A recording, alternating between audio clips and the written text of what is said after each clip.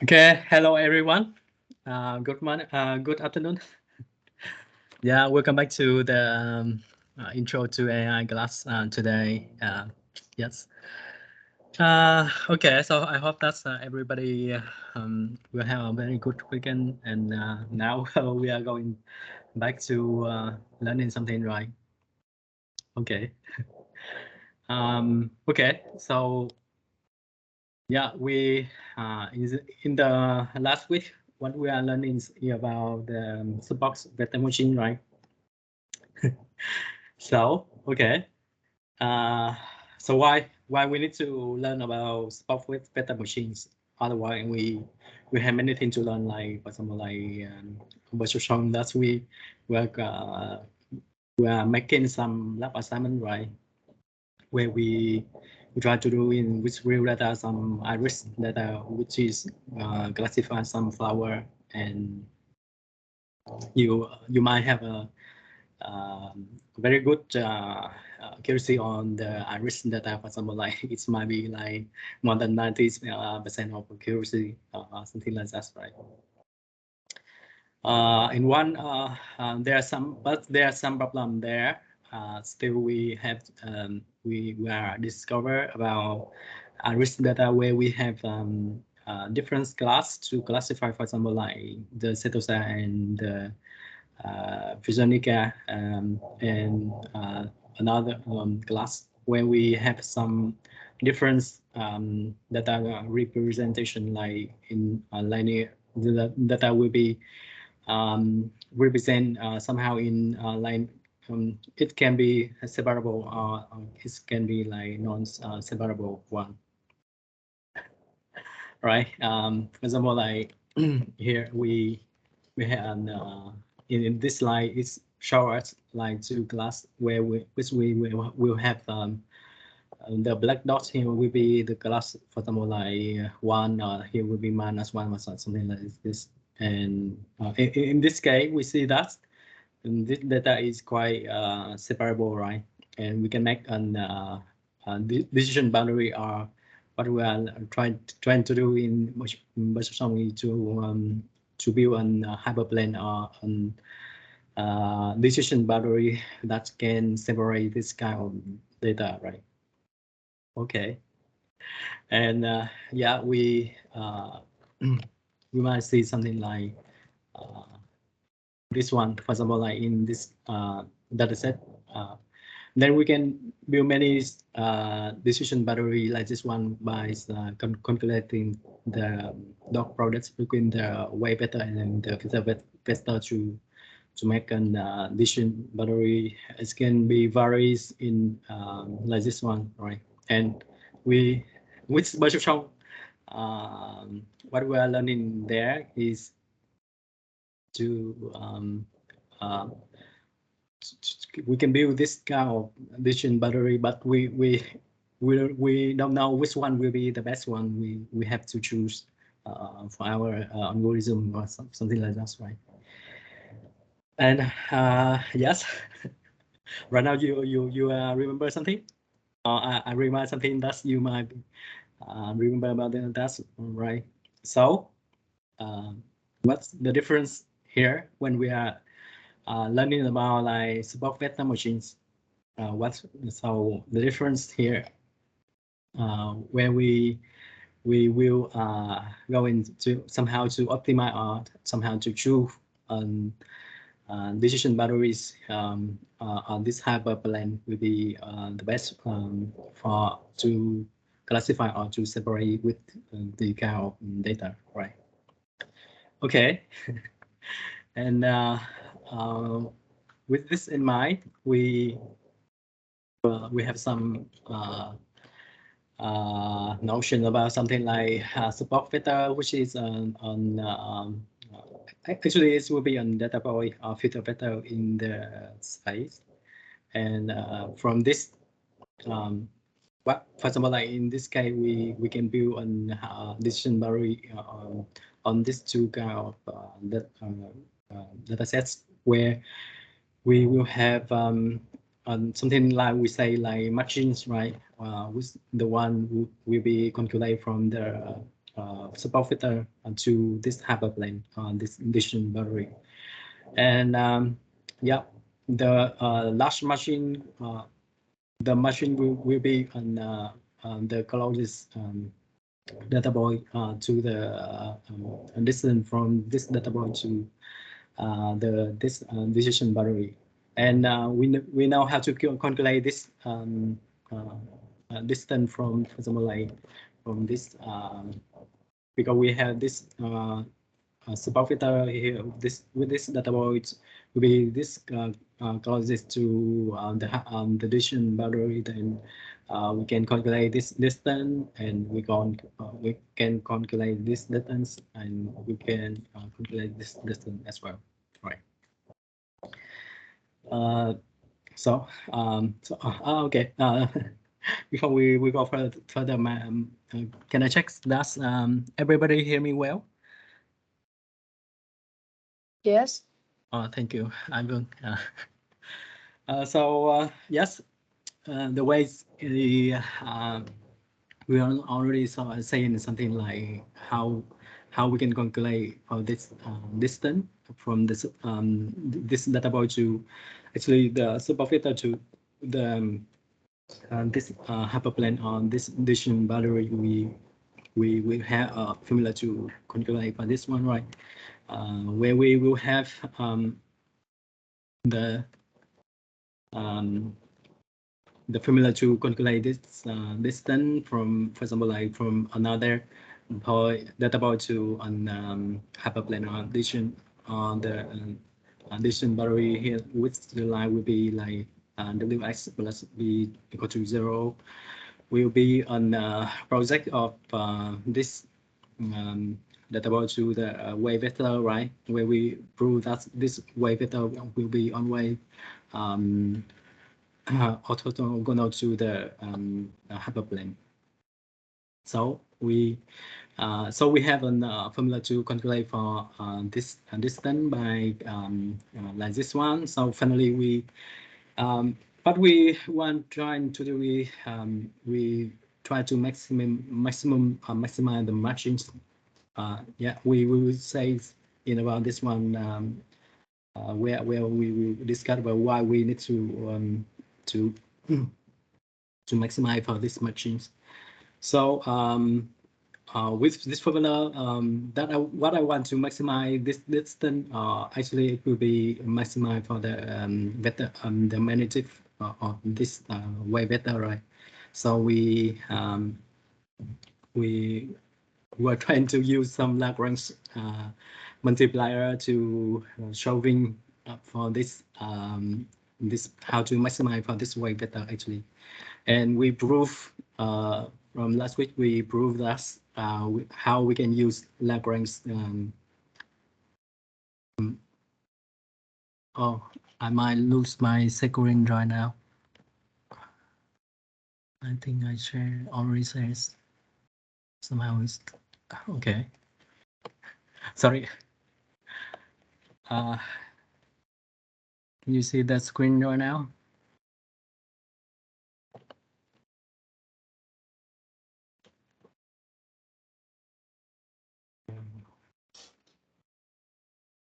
Can you see the screen?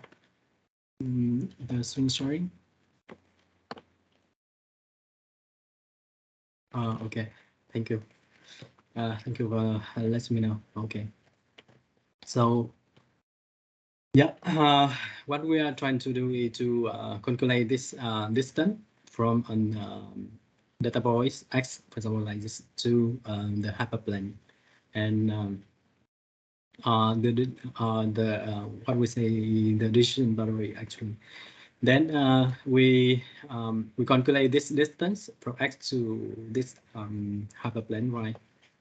With this formula, and yeah, what we are trying to maximize, why we need to maximize actually these machines, and actually this machine will be on distance from data point to the hyperplane. And what we are trying to do, we trying to maximize these machines this distance from this, for example, like in this we might have here will be X will be here because this one will be subvector on the closest data point to the hyperplane, right?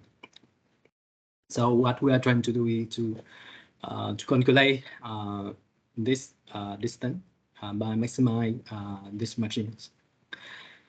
Okay, so why then another problem will come into the mind, like why I need to maximize this this machine, actually the distance from super beta to the hyperplane.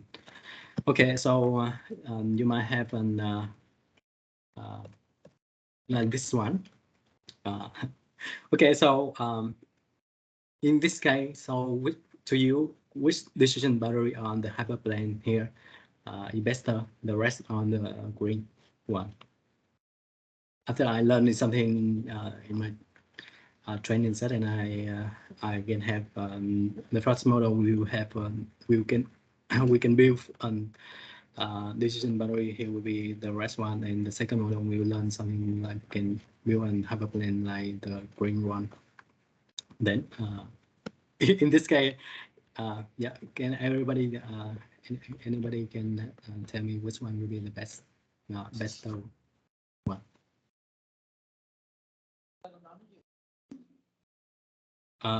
Yeah, actually, I would like to say here is when we are building two, for example, like two model with several kind of parameter, right?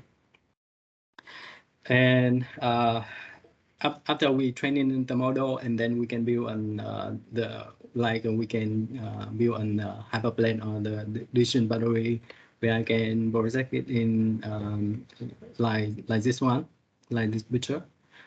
Then the rest lie here.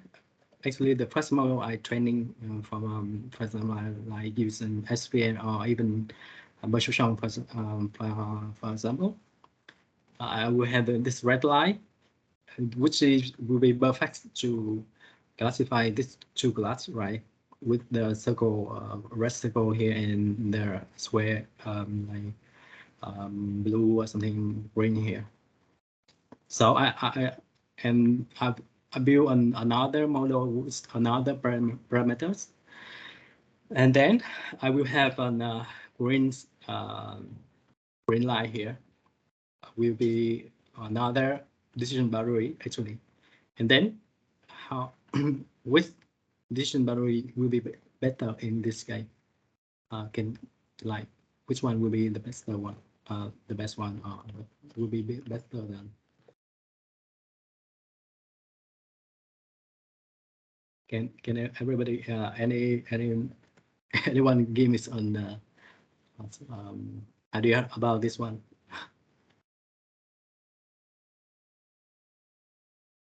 Which one will be better? Which decision boundary will be better actually? So actually here we can see here, for example, like here we can have this will be then addition boundary, right? Where we can have the hyperplane for this will be like this one, because the machines for this decision boundaries will be like this one, right? Right? Are you agree with this one?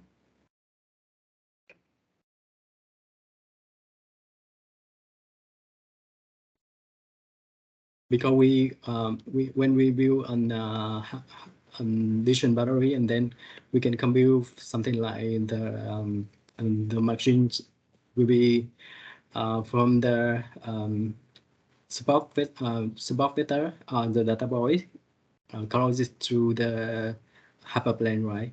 Where we can calculate something like this one, so we can have a machine like this, right? Are you agree? Okay, right. So are you agree? Yeah, in the theories, what we it will be like this for the machines will be like, because we know that the machine will be the one we can build from the closest data voice to the support vector to the hyperplane on the decision boundary here, right? So we can have an machine like this, and for the green one, we might have another machines where we will have yeah, the machine will be here, right? It's really yeah, it's really cut to the color display like this. Sorry, some reminds from my drawing some so not really good here, but and we might have another machines will be connected from the closest notable to the hyperplane. So we have an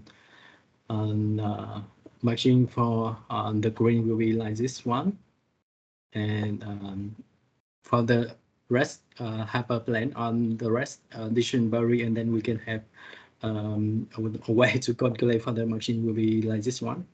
Quite lấy cái tờ 500 con để trong tủ này ra mua cái gì để thối tiền nhá, xăng hay cái gì.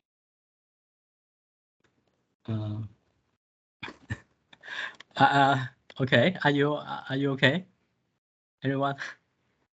Until now, okay. So yeah, so we have an machine for the rest line here will be quite narrow here, right?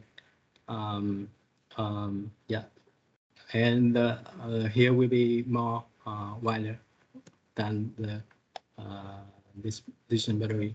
And how do you think about this one? If I training a model and then I can get this two model which will be create a decision battery for the rest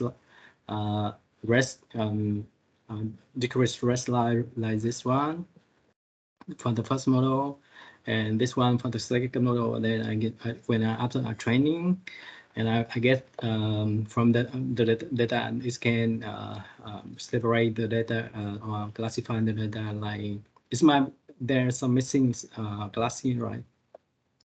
And the machine for this will be more wider than the rest one. Then which one will be the best when we are going to test? We going to see to test our model on the ANSI data, which will be on the testing data or in validations data, right? So which one will be the best one? Will be better in somehow.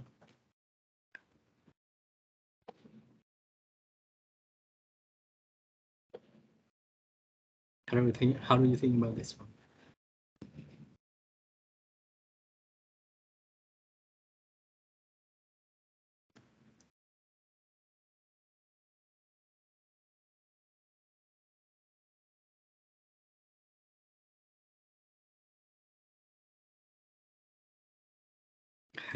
Still don't have any idea, right? You don't know how to make an your decision on this kind of training model. Actually, in the decision boundary like this one, right?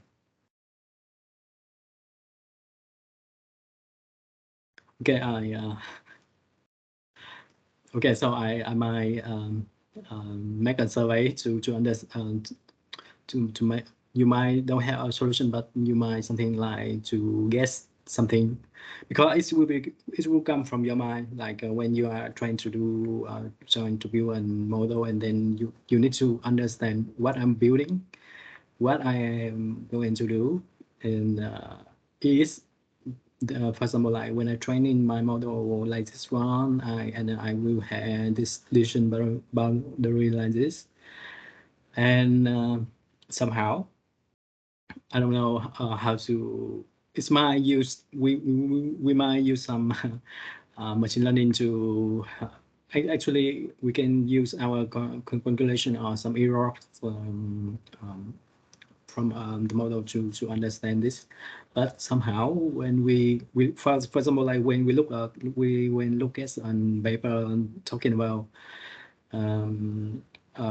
the way they have shown on the decision battery or something, and we we can might in this case, if we want to optimize our model, and then we have to know which will be the best one to, the best model for training model.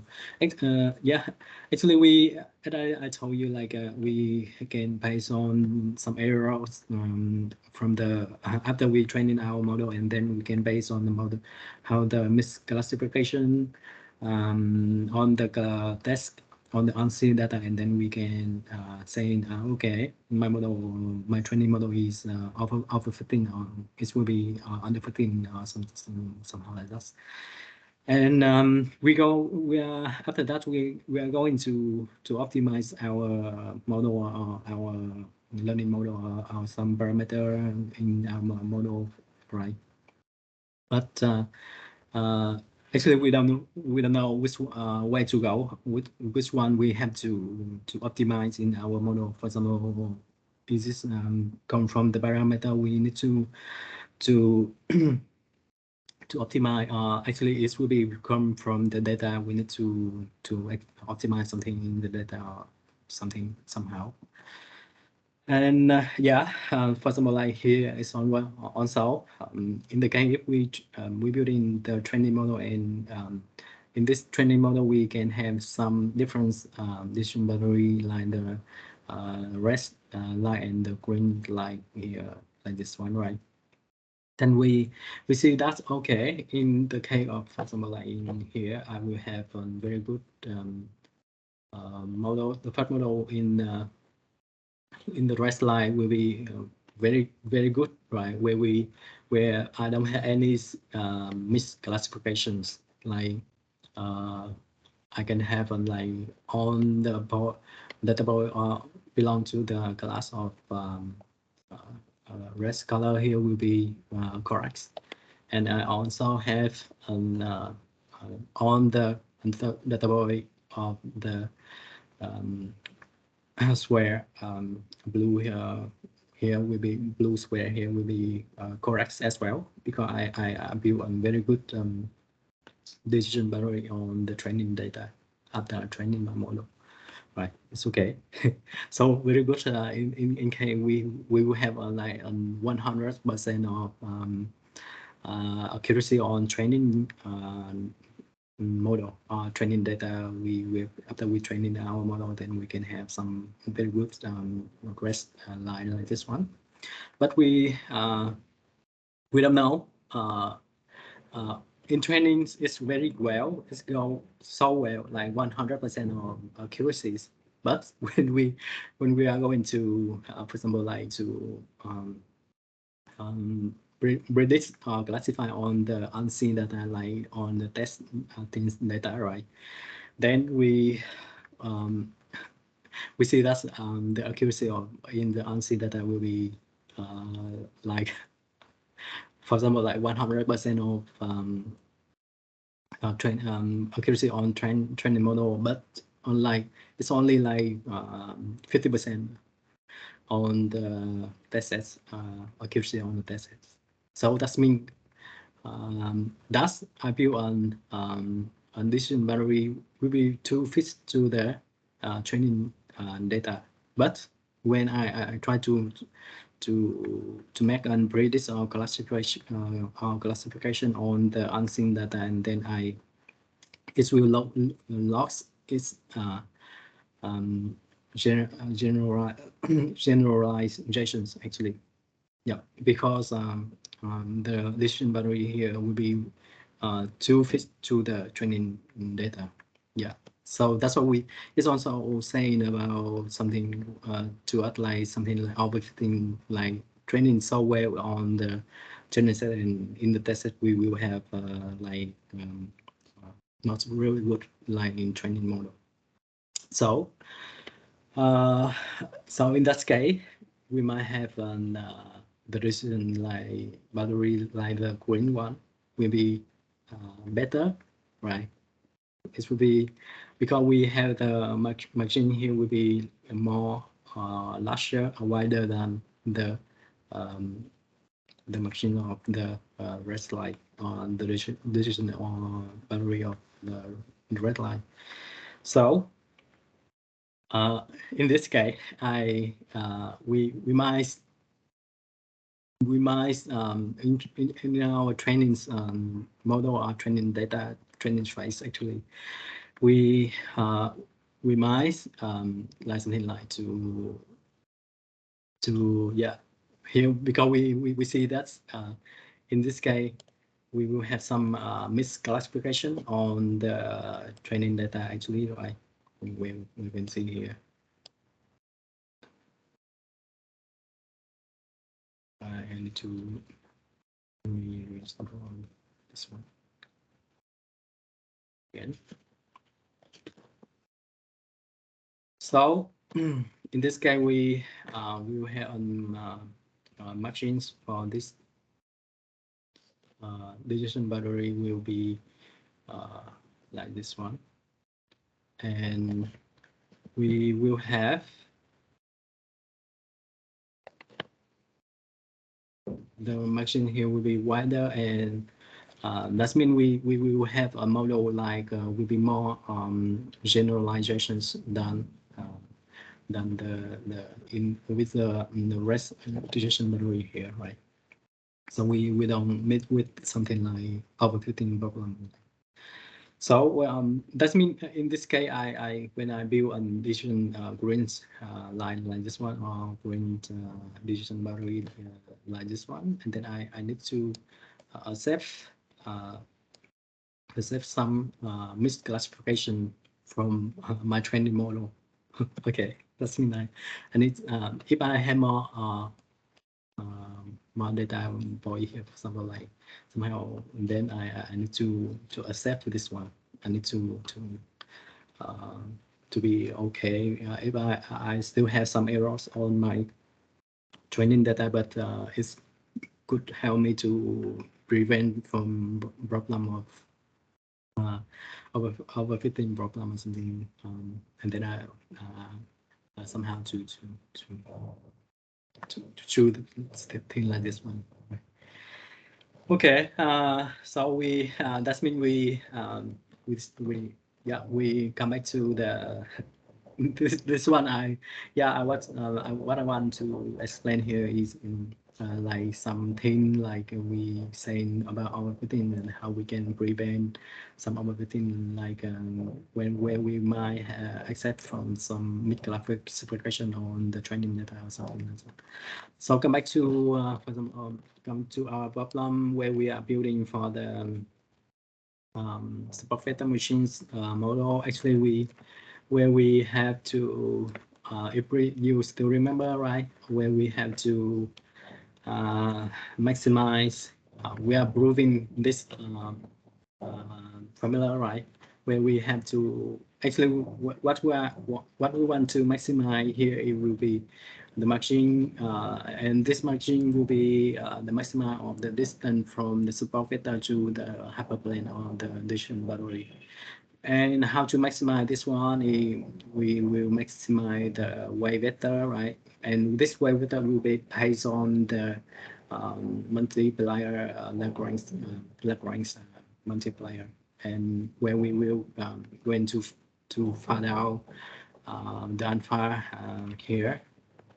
Well, this formula with improving in the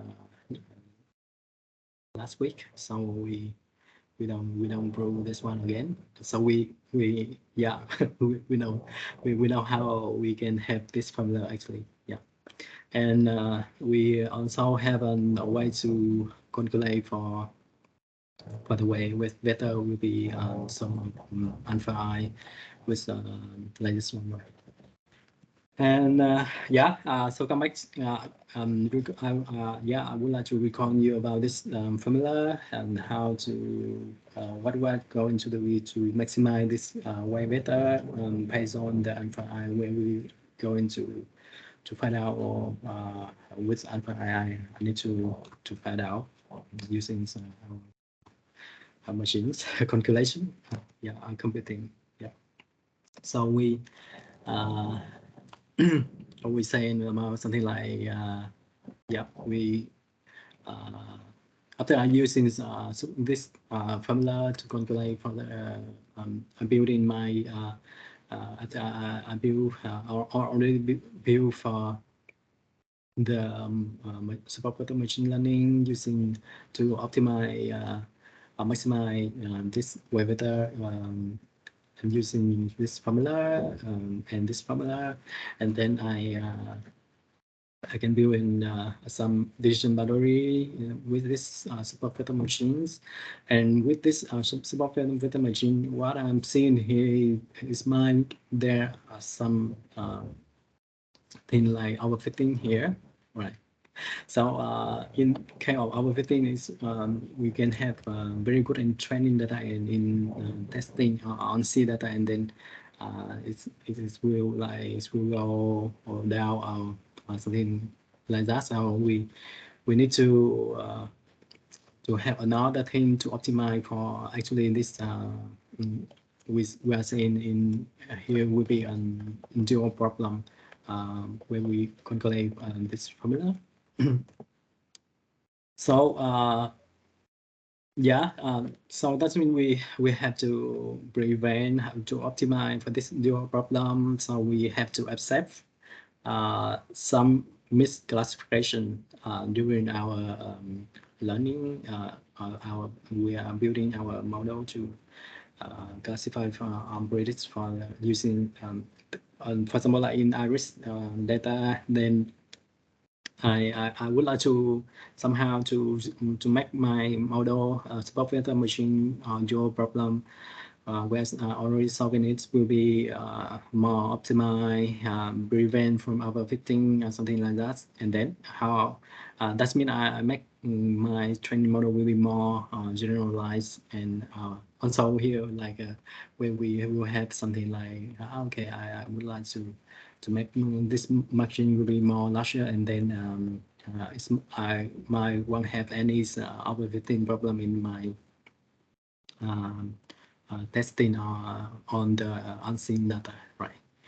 So by the way, how we can accept some missions classification like this one. So we going to another problem like we saying about something like here we will allow some errors or some misclassification. For example, like there are some CI here I need to optimize as well. I need to set for this CI, and how I can define for this CI actually where will be the missing classification from my decision battery, right? So actually will be here into way like actually when I build a decision battery like this one, so that means I will miss this one will be the missing classification because it should be belong to this line. Or somehow I will build my decision battery which should be here, but somehow like I need to accept this one to prevent from the overfitting problem. Okay, so the way we are going to find out this actually I need to accept allow some errors some misclassification here, which is the one will be we need to optimize as well. Yeah, because if I allow a lot of error, and then it might be there's some underfitting problem, right? So Yeah, so it's will be introduced by the problem of the shop machines hyperplane actually, where we will have some errors. Here will be the, for example, like CI here, where I will have two class like one and -1, right? And then I need to build my model in this month. This hyperplane audition batteries will like there's some CI here I need to optimize by this formula. So at the end, what I want to minimize actually it will be also the way we calculate for the distance from support vector to the hyperplane on the addition batteries. And then we will have something like the sum of all the CI, the errors, misclassification that's building from the way we building for the condition battery here. So in the shop machine, we going to optimize this one, the CI, and if this CI will be small enough somehow, then it can show solving problem of prevent overfitting problem and out that's more the model we were building it will be more generalized in case if we're building a training model on data set and then we can apply to the unseen data on the test data and then it might be prevent the training model to the overfitting problem. Yeah. So what we are seeing here in the problem of shop machines problem in the support vector machine. Yeah. Okay. Yeah, the history of support vector machine is until now like we are going to optimize many things from the model we are building, and we try to optimize that by using many problems. So for example, here is my gone short machines problem where we, and also other problem will until now we were solving for the support vector machine like and we say like support machines optimizations problem. Yeah, and we can like say this SMO, and in this one we are now developing many theory building on that to optimize this in this further, for example, like to prevent from the over fitting problem where we are training the model so well, but how somehow when we are going to test on the unseen data and then the model will be fail or lost. And we found many ways to optimize this support vector machine actually. Yes, so I also introduce something like saying like SMO, like support machines optimizations will be when you searching that's on the internet, and then you will find many ways we can build to how to optimize actually the Lagrange multiplier functions, and also with the shop machines model where we accept for some errors like this. Yeah, so try if you are interested on this support vector machine, and then try to find out many solutions there. So here I'm just introduce you about how there are so many things so that happen in the support vector machine until today we are doing voice. And okay, so another problem is might be also very interesting. When we were already saying about this problem, but in case of, for example, like it might be very interesting problem where we will have some actually some data that's actually is not linear, like for example, like in the case you see here, like the data here might be somehow it will be like this one. There are square here and many square here. When we are saying about this data will be like inseparable data, right? And somehow, how do we can review on decision battery on this problem actually? Like you see here, like the data will be like more complex and it's like in a non-separable like this. And then how we can do it, how we can build a decision battery on this kind of data. Yeah. So actually, what we are going until now, like we are using virtual neural network and also support vector machine. And what we are trying to do is we build our decision battery based on the dot product between the weight vector and the filter vector and some bias. There's some bias here, like B here, right? And we can build a decision battery on hyperplane like this one and separate the two class. For example, will be very simple one like binary class like this. So so how we can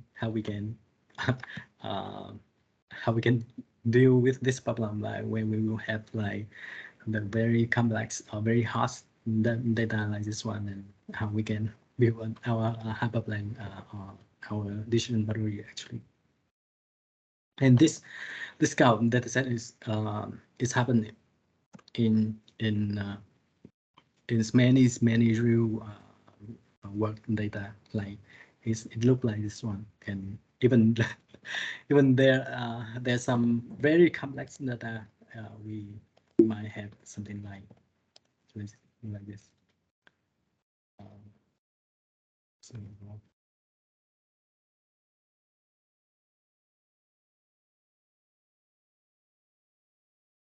we might have some very hard class like this one, like yeah, no, like a circle, a red circle will be we collapse will be lie on the even on the square green yeah, green square here glass here, and you see it will be very hard to build a decision battery based on this kind of data sets, right? And somehow, do we have any solution for this kind of data sets? Until now, somehow we can build a decision battery for this, or how we build our model to show for this problem for them. Yeah, in this case, like non-separable one will be hard data sets, and this one will be very hard, very hard data sets to classify for, right? You see, many is real thing like it's happened like this. And when you are going to do some job on machine learning, actually you might find, wow, I have very hard data set like this one in my job, and how I can solving for this problem actually. Yeah. Then anything that can rescue me, can save me for this kind of problem. Okay, so we are going to another problem that might be helpful when we're dealing this kind of data set, where which we will have something like non-linear or be a non-linear decision battery for to try to to classify some kind of this data set actually. Okay, so yeah, let's go here. Yeah, here actually what I want to say about where we have something like non-linear data set or insert non-separable data set actually, where I show you the two case like hard data set and very hard data set actually, right? So what we can do here actually, yeah, we that's something in this slide will give us a way. It might be helpful for us to solve for this problem. We somehow we transform our filter vector actually to from the like low dimensional space to higher dimensional space. For example, like here in this 2D space, right, or two-dimensional space, when you have like the data like this one, and this one I should make my addition battery actually like this one, this, I don't know. So in case we can do it into this space, and then we map it to something like will be more in higher space or higher dimensional space actually. Yeah. So how I can do that? Okay, so let's go to the next slide. Okay, so here I will have on way the idea here, right, will be explained here, will be like okay, I will transform my filter vector here to from low dimensional space to higher dimensional space. Okay, make life easier. Okay, sure, of course, right? Because we if we can do anything in some lower dimensional space or to this space, we can go to a universal to like higher dimensional space to show for that problem. And I think this might be mathematics will be help us a lot to show for the problem to transform like from lower dimensional space to higher dimensional space. So, but there's something that will because we already know like if we have like, for example, like we might transform our 2D's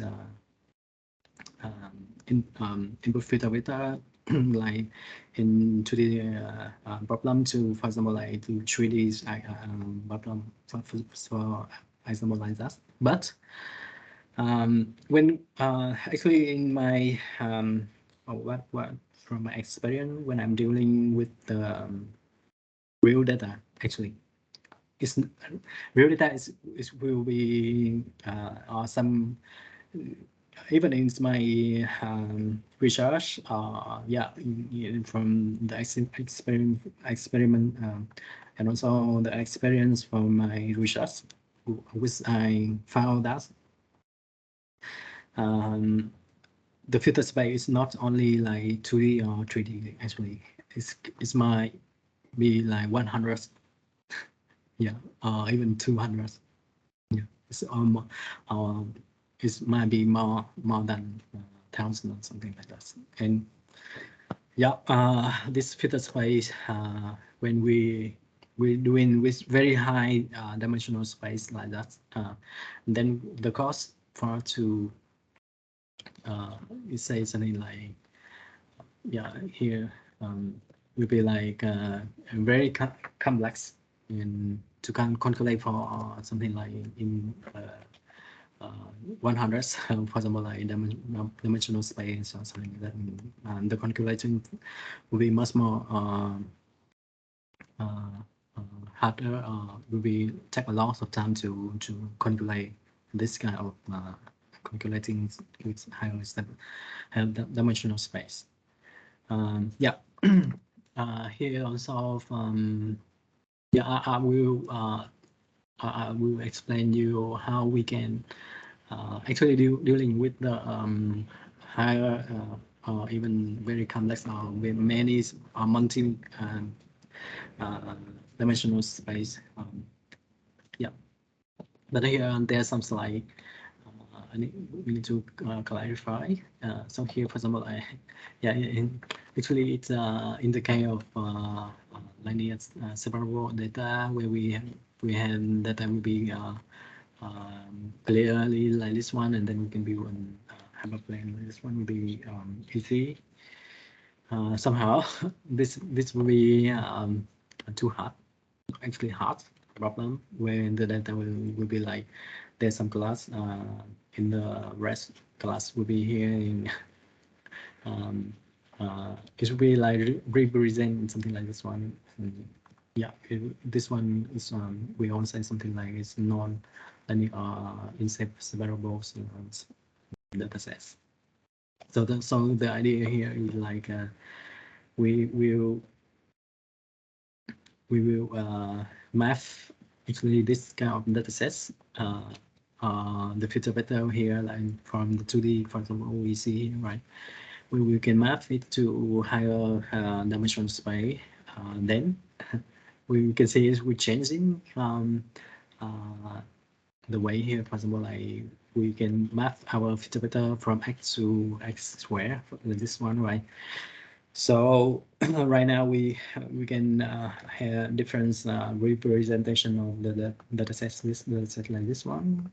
So, so now it will be easier because this one will be very hard one to classify. So in higher dimensional space, then I will can easily to transform my data to higher space like this one, a dimensional space like this, and I can create some. I might create a training model. Somehow will be better to classify or to make a decision boundaries on this transform data. Actually, you see right now, right?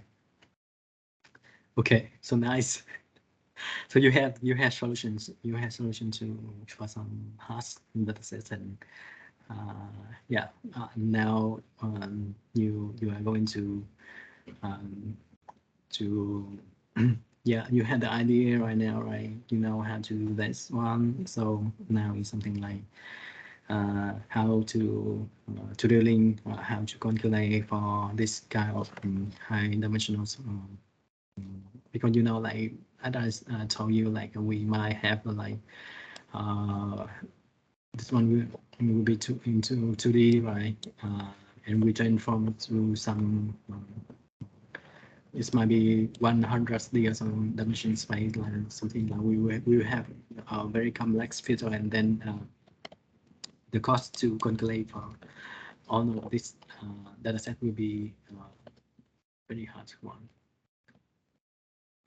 And actually, it will take time, and it will slow down the training time, the running time for training model or something, and it will take a lot of time. Then nobody want to use your training model, for example, actually, somehow. So we going to say how to make it easier for calculating for some higher dimensional space. Yeah, here also on the visual will be illustrate for how we can actually. You see here will be a very hard a hard data set as well, right? So this can transform somehow to from 2D to 3D like this, and yeah, so we somehow we can make an this one will be very hard to make a decision boundary here, where we will miss, we always miss on the some class like this. And when we transform our problem to, for example, like 3D problem, and then we might, this will be my easier for us to make a decision boundary on this kind of data set than this one will be very hard like this. Okay. So you have an idea right now, right? Okay, nice. Okay, I know how to dealing with inseparable non-separable data sets, and I transform my my filter vector to another filter, actually will be a higher filter dimensional space, actually, like this. Yeah, and as I told you, okay, there is something. It might be very costly, like to compute for the high dimensionals, calculating somehow, some way, and when we calculating for the in filter space with, for example, like 100 or 200 or even 1000 dimensional filter space, and then it will be a lot of calculating here to make our machine to calculate something like this, to calculate for actually for how the model at the end will be enable to make an good decision boundary for this kind of problem, right? So how we can dealing with this? Yeah, how can we dealing with calculating complex computing, something like very high calculating like this one. So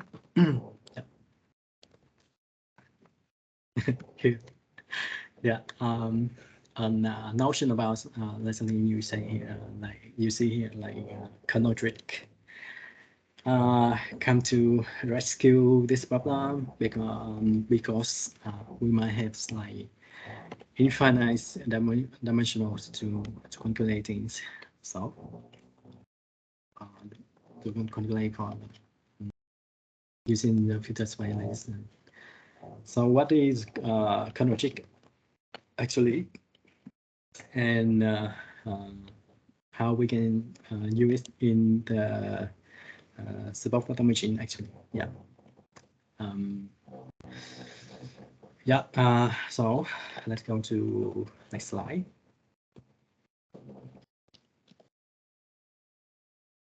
So here remind you about what we are trying to do with superpattern machine optimization problem, right?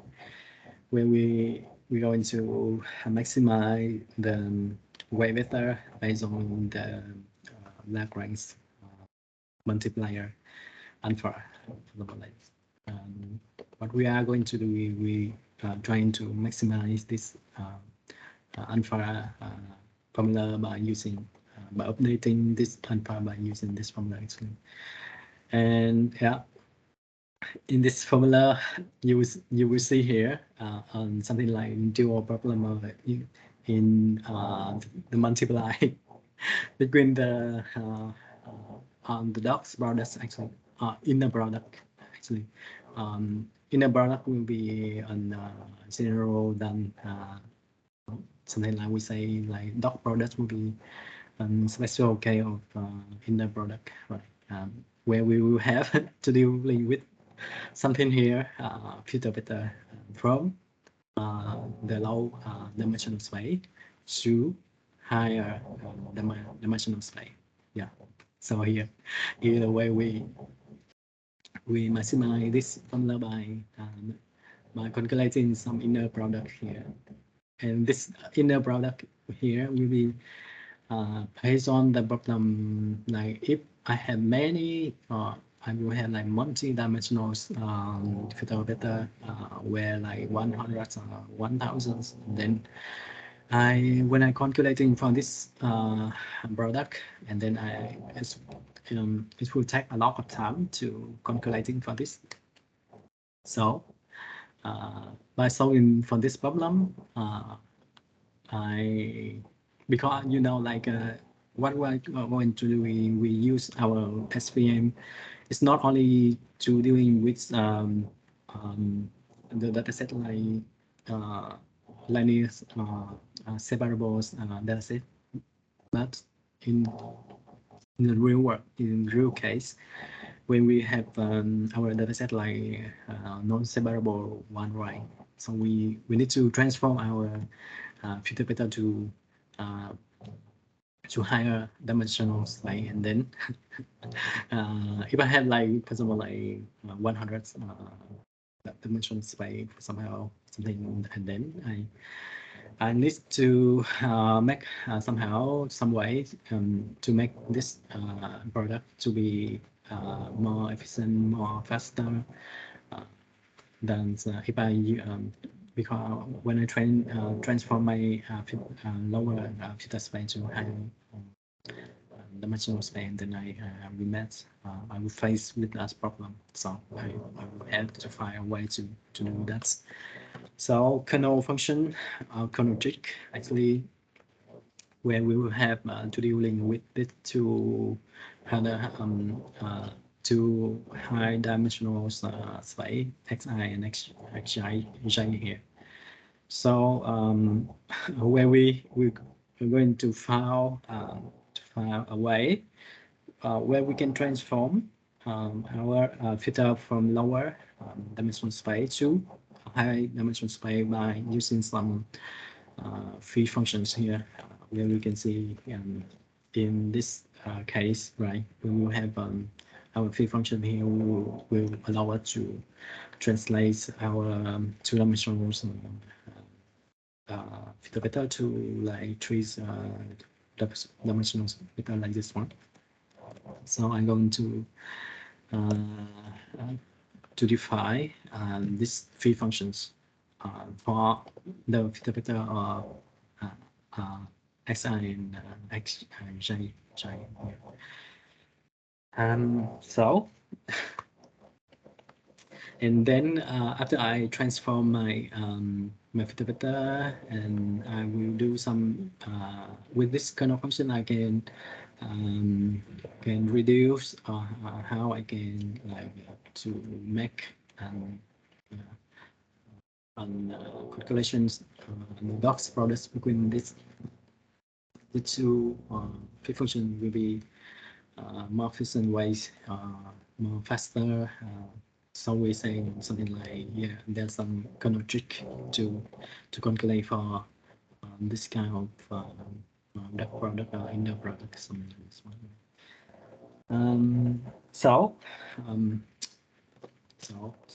we might have something here, like, yeah, there's some thing we saying about like some very popular kernels that's using today, and we're going to analyze this kind of kernel function as some kind of this one, right? And yeah, okay. Yeah. So here, for example, like assume suppose that we have free functions will give us actually here on our filter vector will be two-dimensional space filter vector. Actually, they know I'm writing something wrong here. Like there's, because on on vector will be on if it's two-dimensional space, then you can have like x1.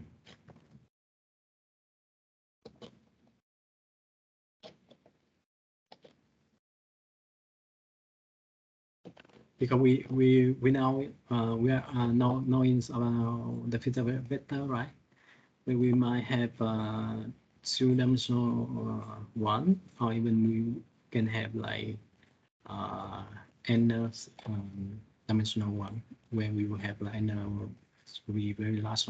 It's based on which problem we have to show. Then we will have some kind of filter pattern will be complex or not, really small or large, based on the real problem, real case, or real data that we are now dealing with.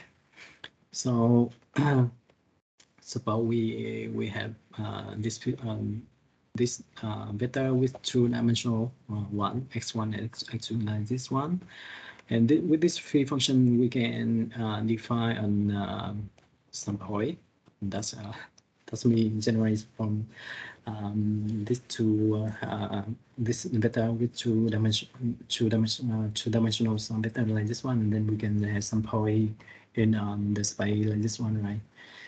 And yeah, the corner trick here is the way we are saying that it will be reduced because we might have like another dimensional space, and this will be no will be, if in case so large, then you have to when you make a dot product between, for example, like here, and then you might to have the calculations on dot product here will be take a lot of time to calculate for this one.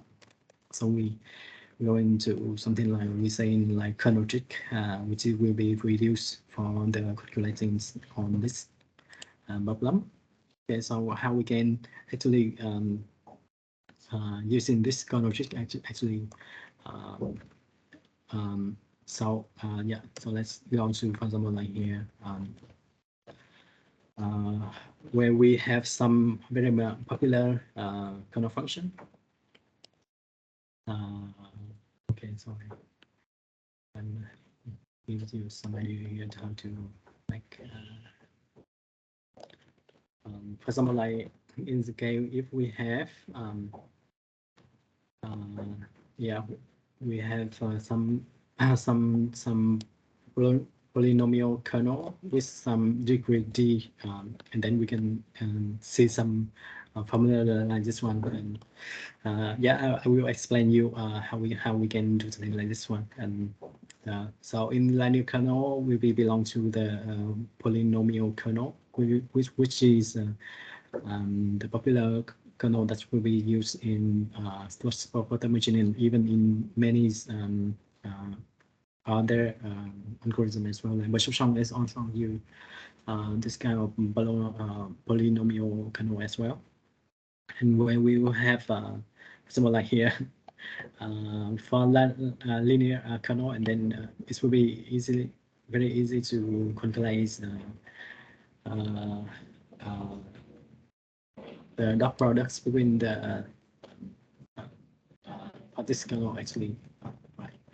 But for example, in here in the case, if we have like quadratic kernel, right, we will have something like because we will have some actually some for example, like we can say if I have a vector, we have like this one square root of 2x1 and square root of 2 of so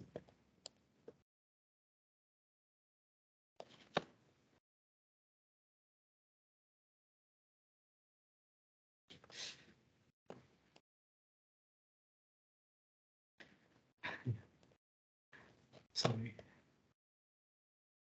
Yeah, I can have a vector like this one, square root of 2x2. Yeah, this is my first vector vector with some dimensional like this one, for example, like this, and I will have an multiply between the x1 and x2. Here my first vector, right? The future vector that's I will have dimensional. Somehow my field function will be map my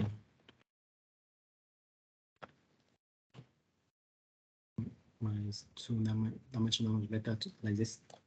You also see some right in the previous slide. And then I try to make an dot product with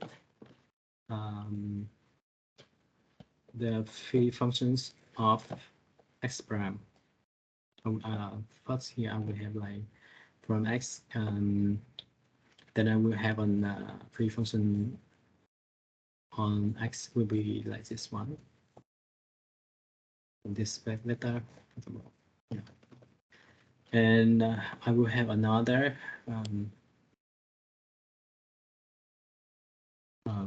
free functions, which is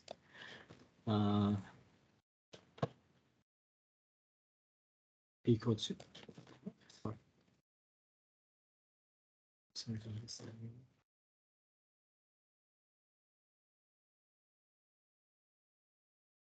Okay, so I will have another free function. Sorry, I'm about this one, right? Like I will have free functions on the vector x prime be equal to this, like this.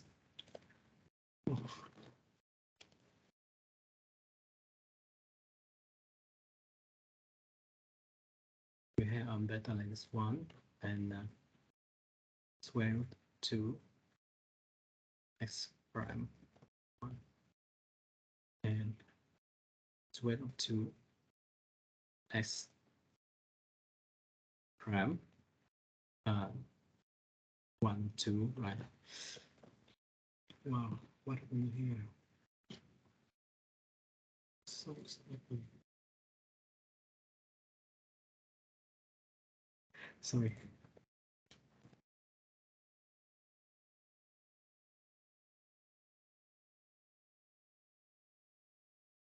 Okay, so I will have the free function of x prime will be like here, will be x2 prime, and also like x1 prime dot multiply with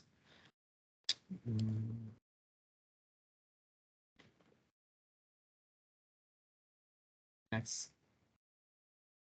prime 2. Right.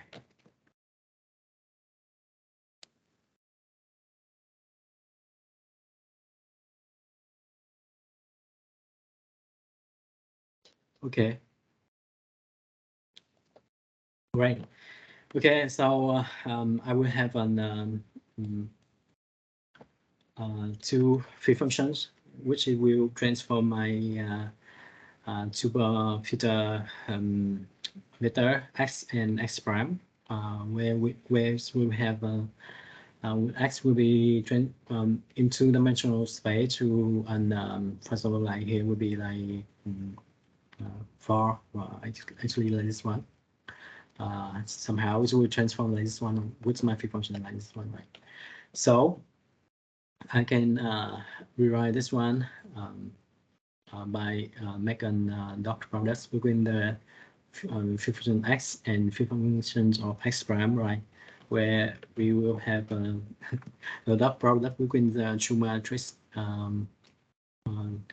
our two vector. You still remember, right? Somehow, how we can do this easily?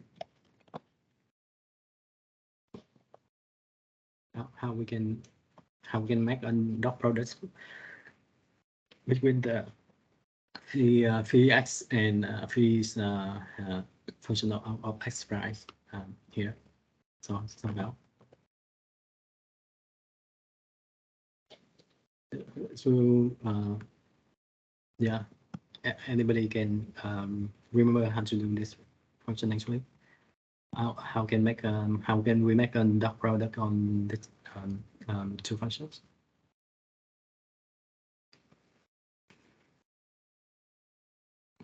And you still remember?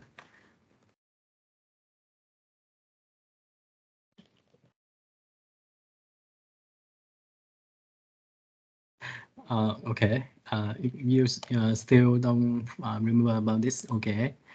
So okay, there's something no, okay.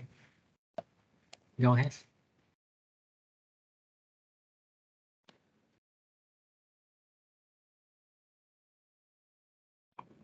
No.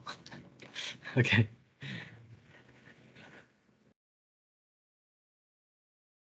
Yeah, there might be some student want to say something. Or no. No. Okay. Yeah. Did two matrix and then how we can make an doc product on this actually this matrix, actually how we can do this, so we can have somehow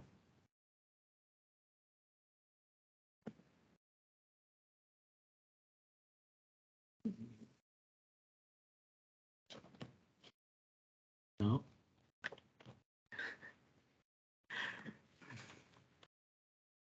Okay, so we can actually here the way we have um, to calculate right here on free functions will be on the way we will make a dot product between the two matrix or two vector like this one. And when you see something like if you do something like this one, and it will be take like you had to do something like one multiply with this one, right, and this one multiply with this one plus with one multiply with this one, and plus with this one multiply with this one, right. So what that is actually the two matrix multiplications calculating. Yeah, if you do something like that, it will be here will be like you will have like some from this three functions of x and three function of x prime there here in the correct kernel, and then when you derive for this one, and you can get like one plus with to square root of square root, and then it will be equal to 2, right, of x1 multiply with x prime 1 here, right.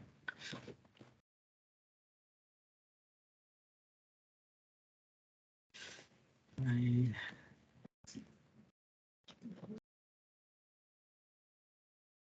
Okay, so we can multiply with x.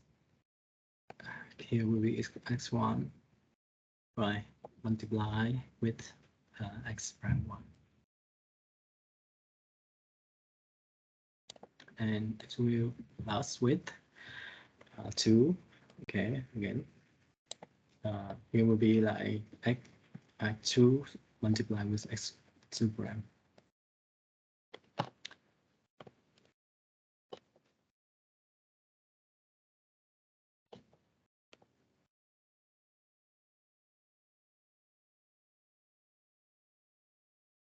Oh.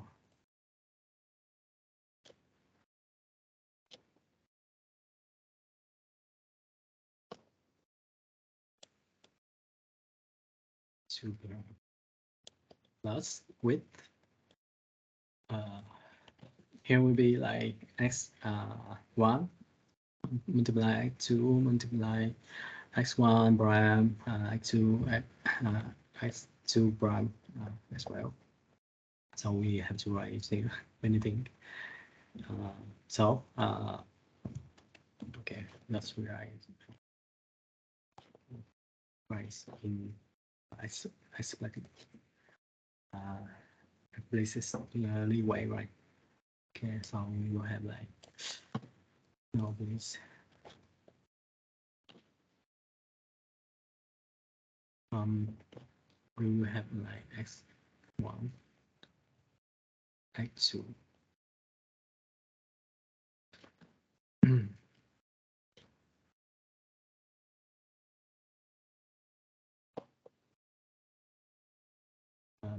X1 prime, x2 prime. Okay, so you are seeing thing right here right now, right, where it will be this one will be somehow it will be similar to this one, right? So we see that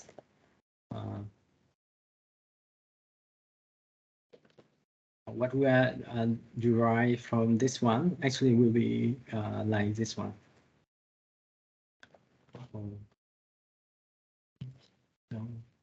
Okay, so it will be here like one here one, and then here will be like 2 of sum of x and x xi multiplied with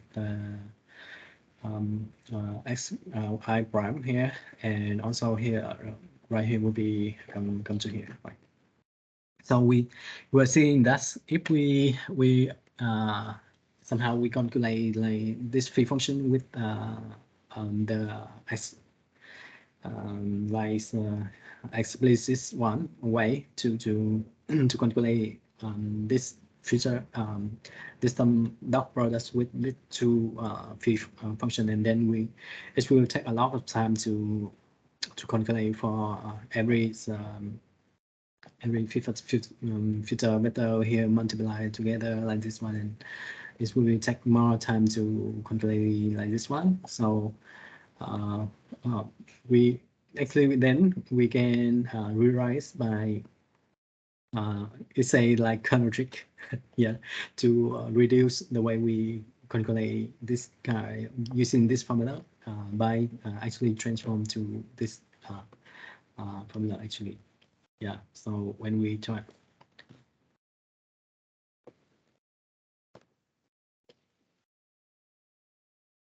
yeah, so we transform our formula to from like this one, right? When we have to make a multiplication like x places this one way like this one, and otherwise we just make an dot product between these two better like this and plus one and multiply by two on the power to like this one, and then we can also have the same the same formulation, actually the same but it will reduce the way we calculate on the on of this if we using this formula actually. Yeah, that is also saying here like to avoid carrying out or explicitly on the free function to calculate for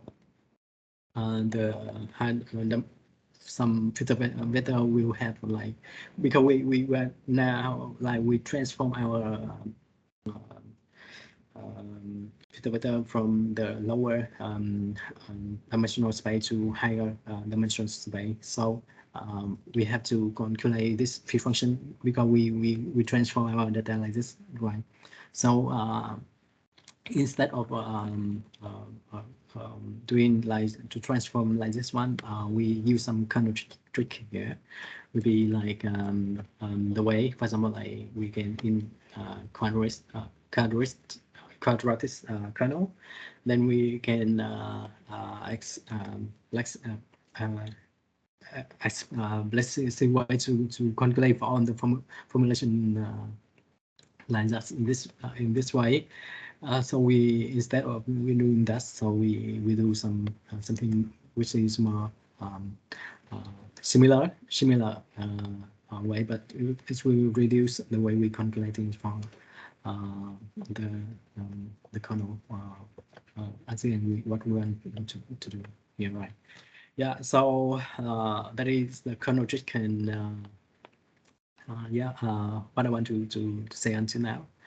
Okay, so we are now time to for break. So we will have like 15 minutes, okay, for the break, and then yeah, we will come back at 3 o'clock, and hope that everybody will have a very good break, and we will come back with the other things to learn today, right? Okay, see you in 15 minutes.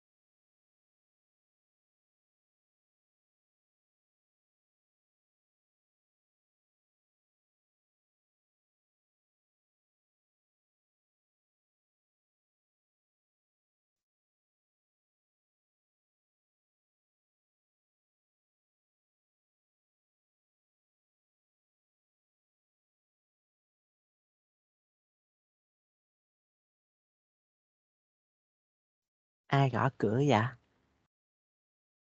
À.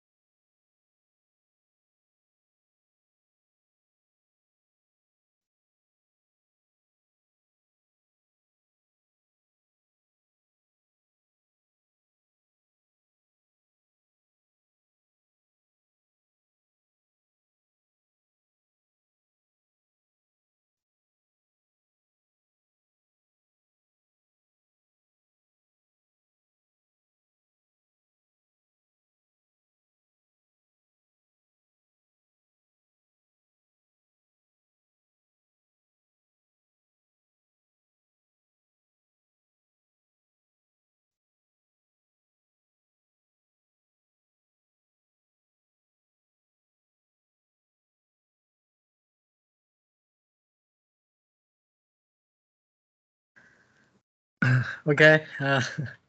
Hello again, everyone. Welcome back to the second session today in the class to intro to AI, right?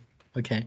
Thank you very much for you attending until now. Like like in this class we have many things to learn, and it's quite very hard for everybody, I think. But what I'm trying to do here is trying to make it simple, simplifies as much as I can, right? For everybody to understand and what is AI. Actually, this one is we have to cover many things in like machine learning, searchings, many parts of the AI part. And yeah, hope that you still enjoy until now. And thank you very much for your attendance, by the way.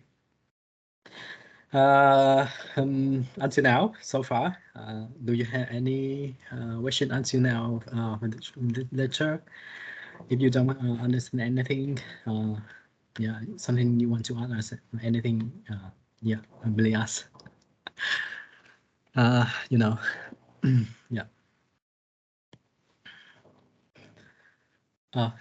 Before that, I might like to check if you come back or not, or you are still in break.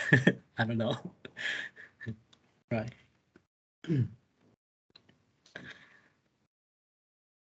Okay. Anyone? Can you hear me? By the way. Yes, sir. Well, thank you. Okay. Yep. But in the first session we are doing together is we're seeing something like our fitting problem, right? where we have very good accuracy on training, and we don't know why, because yeah, I'm trying to remind you all the thing that we are learning today, otherwise you somehow lost, because we have many formula to learn, right? Today, for example. So we have our 15 problem where we have a very good decision battery on the dataset, and very it's not very really good on the datasets or on C data. That's we have to classify or predict, and then we need to make our model will be more generalized, and to do that we have to dealing with sub-machines problem where we have to optimize the sheets value, where will be allow for some errors in the superfit machines theory. Yeah, actually some formulation that we need to optimize here. But another way we will we might suffer from, for example, like in real case or real data, where we dealing with the non-separable data sets, where we now like, for example, like this will be on a very hard data set to make our machine learning model, right? So a solution for this one, we will transform this filter beta to from low level, actually from low dimensional filter space to the higher dimensional space, actually. And yeah, we might use some free functions somehow to transform this kind of data, right? From, for example, like from 2D to 3D like this one, and yeah, with this kind of filter space with higher dimensional space, then we can make our decision boundary or make our learning model to be more better. Yeah, but another thing is like when we're dealing with the real data, we might have filter space will be already be in very higher dimensional space already. So we have to and when we calculate for the to make an to train in our model to make an final hyperplane decision battery on this kind of very complex filter vector high dimensional space like this one, then we have some way to like to reduce the calculations by some kernel trick. Yeah, and there's some popular kernel that we are using today. Yeah, to actually in many algorithm actually and also the most will be like in super vector machine, even we can use this one in the virtual as well. Yeah, so there something like we say something like in polynomial kernel with degree d, for example, like we might have like linear kernel with the degree will be d will be equal to 1, right? So we have to calculate only this dot product of two filter vector, so it's not so costly to compute, right? So another way, because we in with linear kernel, our models might be couldn't be like good enough for to classify or make a decision battery.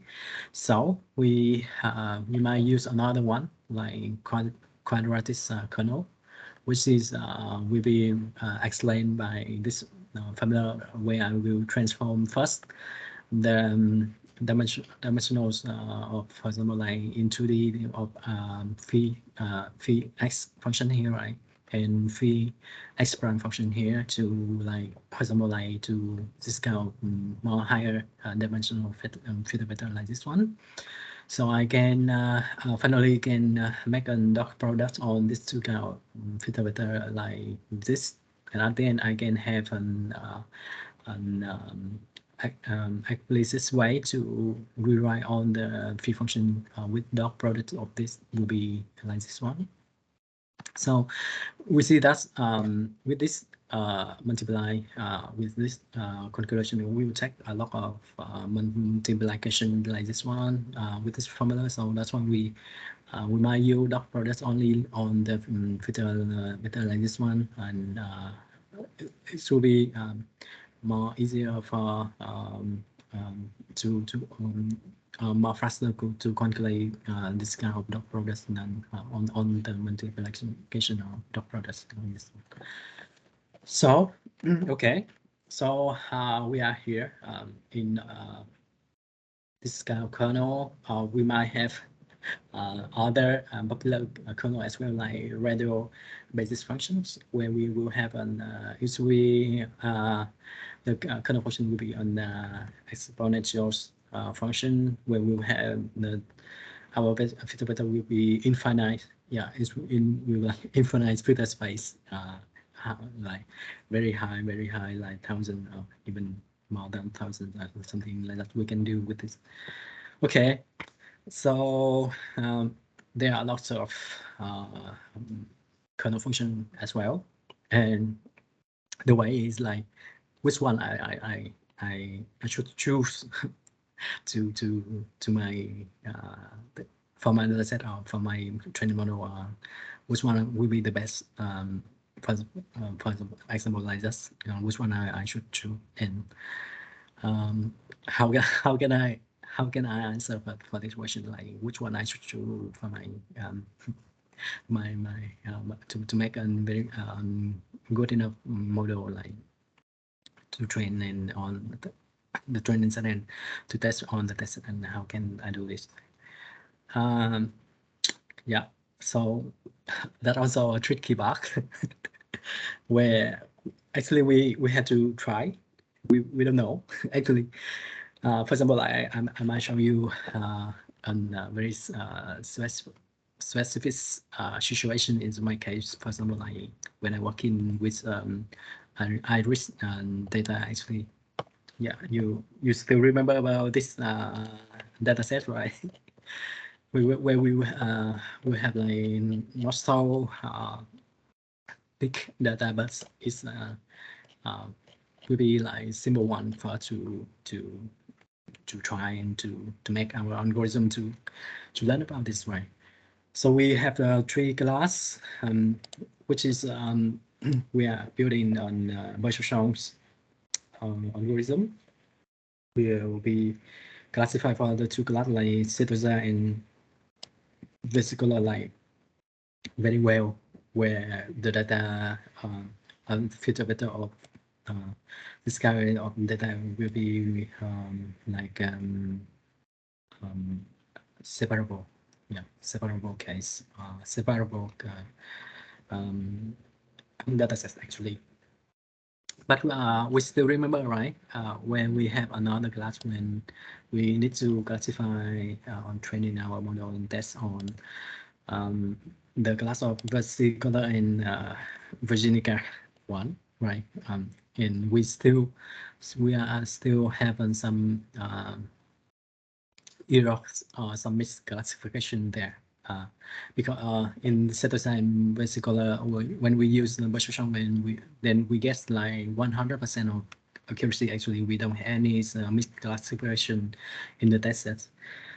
That means we build a very good Bertrand model, but it's still not enough to the problem of vesicular and Virginica class, because of problem of the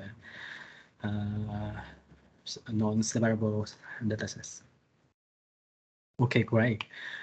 We have a very challenge task to do, right? And we might think, okay, Bertrand will which is the best have a plan like which is the training model will be the best for to like when I actually update the way to the filter vector actually. Yeah, very simple like this one, and but we still like to make an pretty good model one. But yeah, in the kind of like SVM, where we, for example, like we, yeah, as I introduced you last week, we are also build another model to dealing with the problem of like to classify for this non-separable dataset, which vesicular and Virginica class. Then we actually in this I'm using kernel here, where I have to update actually in this support with the machine I using for the support machines optimization, where I will optimize for the alpha by calculating some make some calculating some to how to optimize for the mapping that I will have with support with the machine like this one. And all in here where I using some kernel here, and I don't know actually which one should be the best kernel here for SVM model actually. So I make on many actually some kernel here where it will be using actually to compare the which one will be the best from this datasets, iris dataset actually. So I make some experiment and to see somehow this kernel will which one will be the better one. So here I make some kernel here like Gaussian, like radials, basis functions, quadratis and linear here as well, kind of Toscano. But here in this case, I'm only tests on the test sets for no, sorry, I need to retrain it. So yeah, make several experiments on the this SVM actually FMO with the same parameter here, but with different kernel actually. Like here I will have like quadratis kernel, and another one I will use here will be the radial basis functions. Yeah. So here you see it will have the same with C function, no C value and epsilon and gamma, something like this one. And what I'm trying to do after I train my model on the training sets, and then I will make an addition boundary on the test sets to block the addition how well my training model will go in. And I want to see this on my test sets and how it's work. And also like to calculate for the misclassification on the test sets. With the first will be the kernel like quadratics here, and okay, yeah, I might retrain it again. Another one will be like using for the kernels like the radio, the RPF here, right? Where I will train again, and I will test and I make to measure for the misclassification on the RPF kernel here with on the tests, and yeah, try to after I runs this, and I will have like okay, which one will be the best one? For example, like in this case, for example. So try to do that. For example, like some basis one like this one. So yeah, here you can see here in the problem of like Setosa and vesicular, where we have on the decision boundary on the test sets for this two class. We already see this one, right, where we will have like 100% of accuracy on the test sets. Oh, great. Using only Bishop-Shum. Another, and here will be the loss that's what we have. Another one. Yeah, the Bishop-Shum in the vesicular class and the Virginica class. You already see this one as well. So I will have yeah, the decision boundary here will be like there's some missions class here, and another one here, right, and another one here. This one like very hard one, right? So I will have some misclassification in this kind of using the Bishop-Shum for this two class. So how about here will be the errors, how is will we go in the iteration after I rerun on my training set and wickets with this. Okay, now I have another thing will be like the when I using for the SVM on the test sets with the kernel like quadratics that you already seen, right? So there are some missing misclassification here, like this one and this one. So I might have like two classes will be misclassification here. Okay, so with this, it reduces the errors from the Bishop-Shum, right? From the Bishop-Shum, I will have like three classes will be misclassified, will be missing here. So I will have like two classes will be missing. Okay, with this kernel quadratic. Okay, so I make another experiment on the radius basis function kernel. So you see, okay, quite great, right?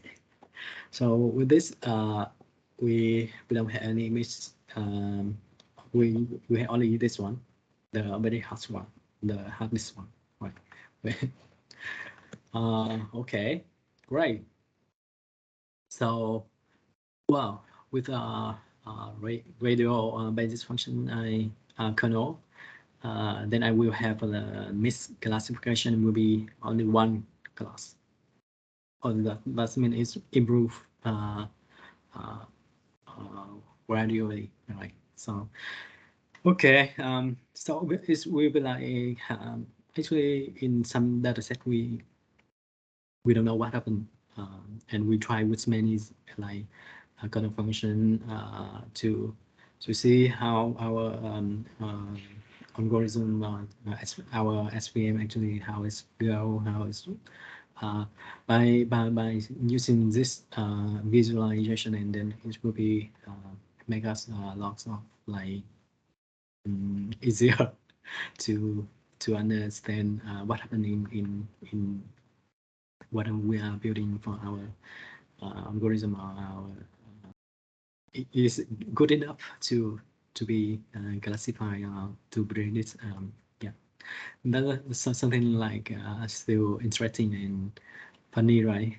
When we can make our model to improve it more or less using some mathematics or function, something like kernel or something, how to transform it to from the low dimensional space to higher dimensional space, how we can reduce that.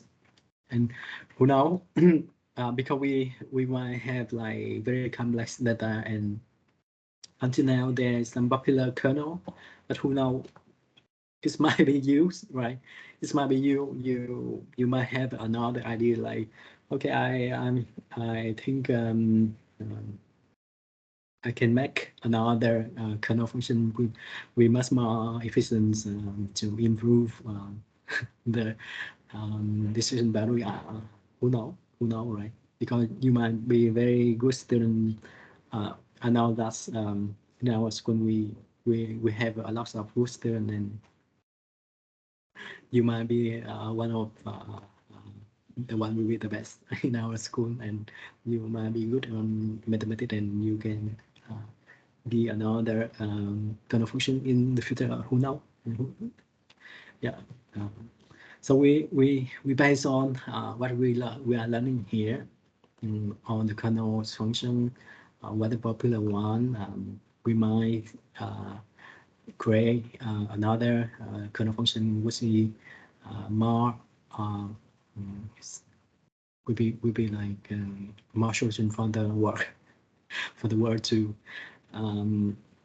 solving for very hard data, like in this case, for example, like this one will be very hard, I think, where actually even in when we map somehow it's still not good enough to classify on this kind of non, like it will be lie on the two class will be lie on together like this one, or it will be overlap like this one, right? So do you have any idea here how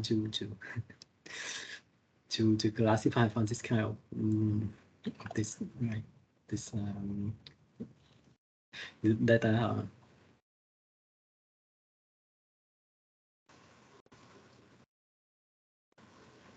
Because we are make a good, right, but maybe not the best one. You know, we still make some errors here, like one class we couldn't, and it's still very hard one, and we don't know how to classify actually.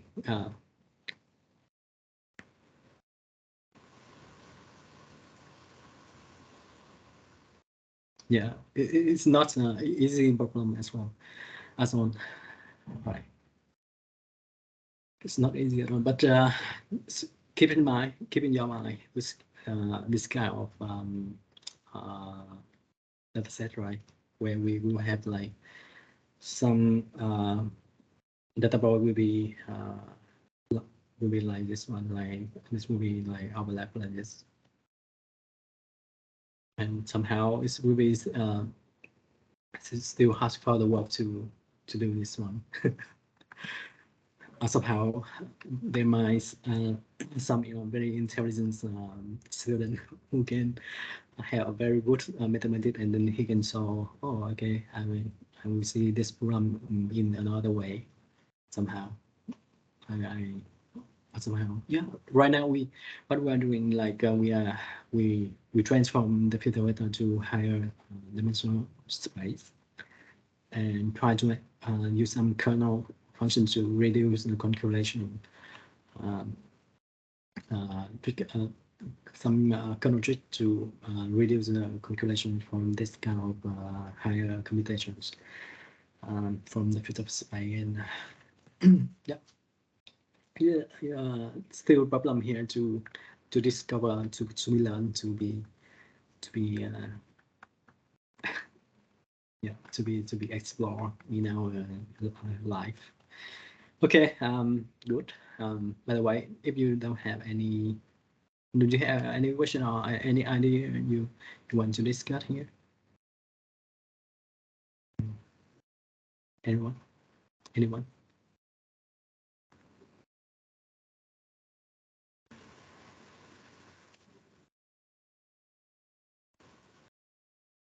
No. Okay. Okay. So good. By the way, because you are quite yeah, you are now learning, so number one. Okay, so I think that is the lecture today about support vector machine, and in the next lecture we will learn about clustering. Yeah, today like we are learning about like some support vector machine and some kernel, and the next lecture where we will learning about clustering, where we will dealing with something like we are saying like yeah.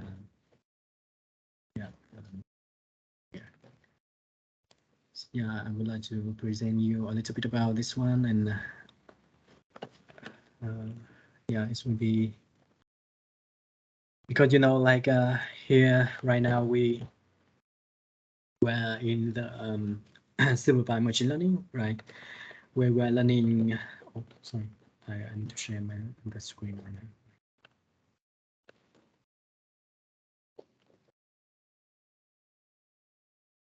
I want to share.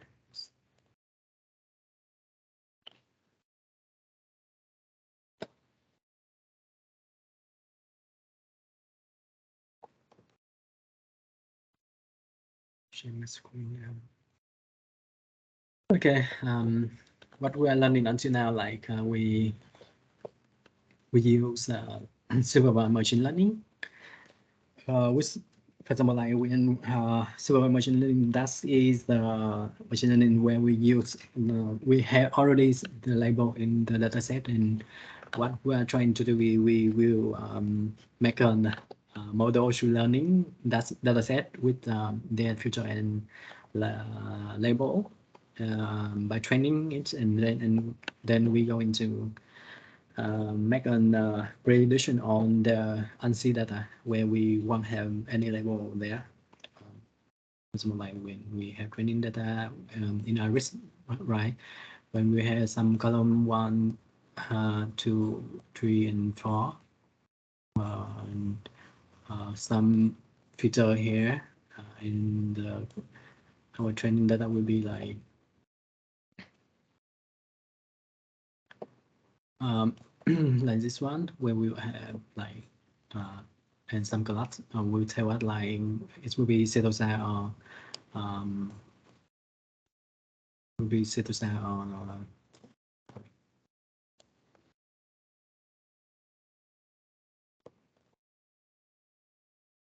basic color here, right? SP. Yeah, something like this one. That means we have some label and we train on training set and we test on the our test sets. We might have validations set as well. Validations. We have saying. And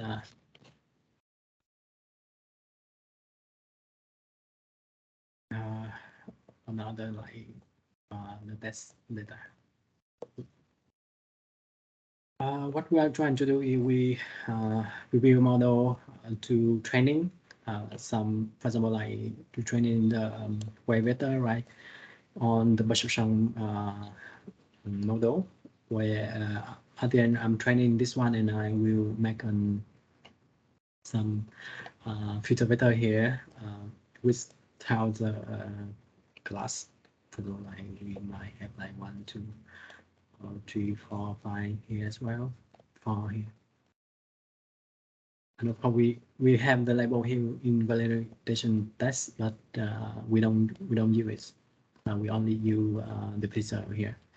And what we were doing is we train the wave vector here in the training set, and at the end we can make an prediction on the validation test and test set as well, where we can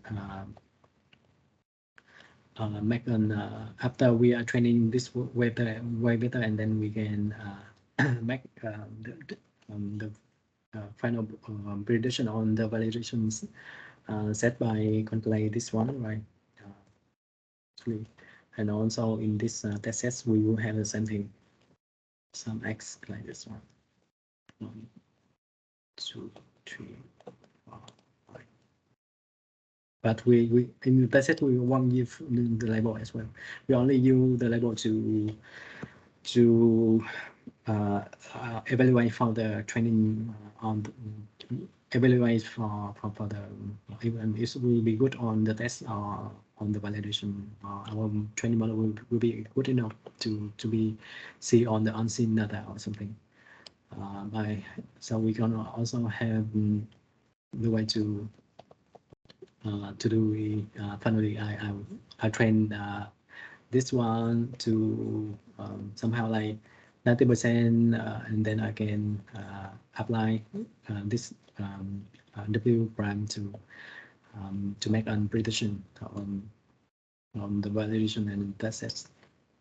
So here, what I was saying something like, yeah, that is supervised machine learning or supervised learning, where we have label data actually here in training set actually, and yeah, and we make on predictions like something like this one, right? So somehow, even if in the case we don't have any label, then how we can build a model to make a prediction or do something like, okay, I will have like for example, like I will with this feature 124 and with some instant instant here, like I have like 1 here, 2, 3 until n here, right? Then I don't have any label here in any trend sets, validation sets, and in test set as well. I don't have any label. Then I would like to, what I want is I want to know the label. Yeah, actually, what I want to know the label. Like, I know that this feature will be like there is some class like vesicular something like. Actually, I saying here in very specific game for the iris data there we know that we have 3 class like vesicular cytosol, virginica, something like that.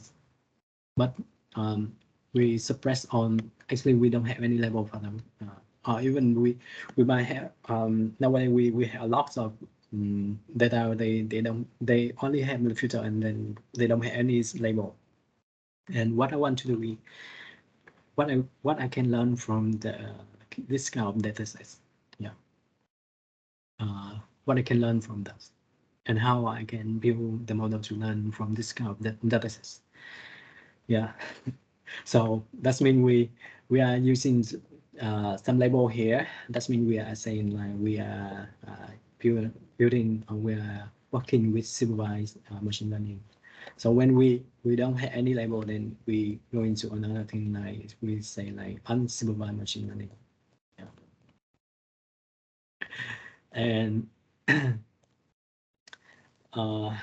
you see, it will be like very interesting, right? Where we don't have anything, any label, and what we want to do is we will predict something from this kind of data set. We don't know. We don't know actually what will be the end of this one.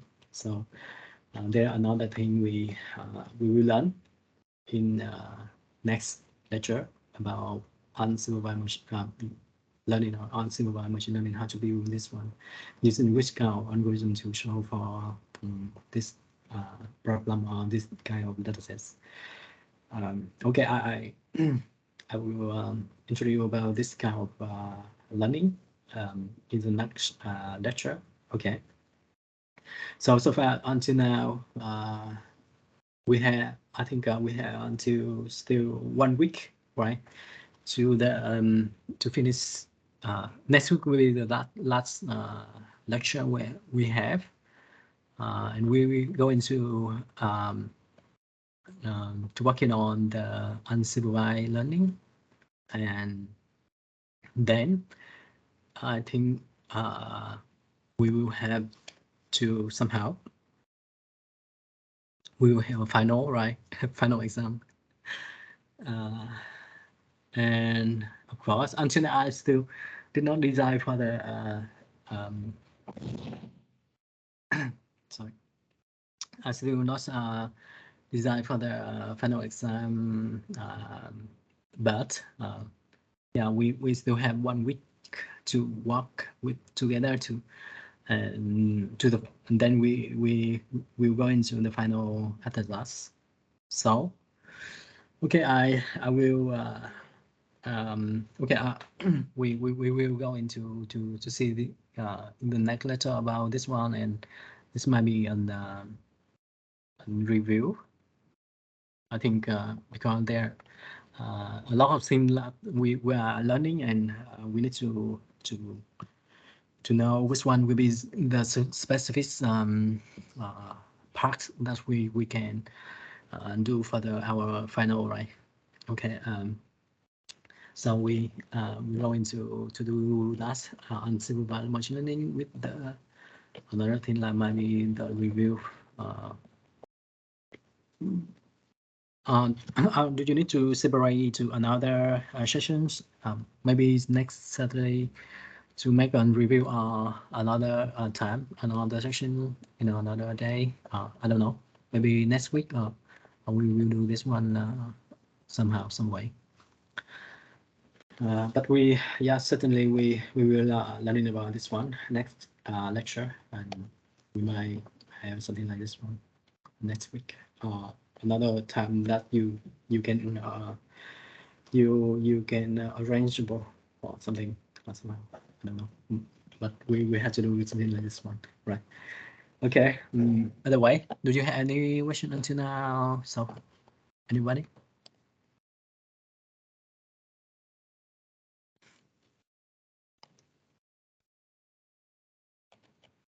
Okay. Okay. Ten luôn. Okay. So we will see together next week. Will be the last week, right? And we will we'll see. This one is you see. Okay. And okay, so if you don't have any question so far, then we will stop our lecture today, and we will see each other next week. And I wish everybody, anyone here will be have a good weekend. Enjoy your time, right? Okay. So thank you so much for on the attention, and see you next week. Bye bye.